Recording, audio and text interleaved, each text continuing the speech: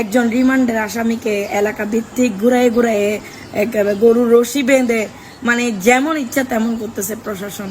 আসলে কি ওর ফ্যামিলি কোনো ব্যাকগ্রাউন্ড নাই, মানে ওর জন্য কথা বলার কেউ নাই। তো তো এখন আমিও তো মেয়ে মানুষ, আমাকেও 2-3টা মামলা দিয়ে বসে আছে।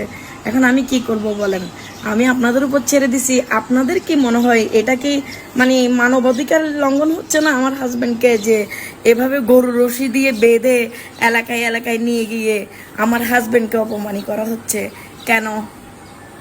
আমি আপনাদের কাছে প্রশ্ন ছুড়ে দিলাম, আমার হাজবেন্ড যদি অপরাধী হয় আমার হাজবেন্ডের বিচার আদালত করবে। ওসি আরিফ আমার হাজবেন্ডকে অ্যারেস্ট করে নাই, আমার হাজবেন্ডকে সুচি অ্যারেস্ট করাইছিল। আমি এটা বারবার বলছি যে ওসি আরিফের কোনো ওইখানে সুযোগই নাই।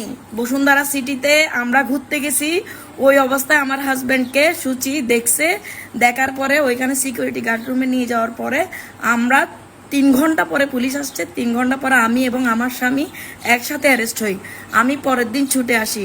আমার হাজবেন্ড যখন তামান্না তামান্না করে চিল্লাইতেছিল, আমি তখন আমার মোবাইল হারাই গেছে, তাই মোবাইলের জন্য 5 মিনিটের জন্য আমি নিচে নামছিলাম। একসাথে অ্যারেস্ট হয়েছি।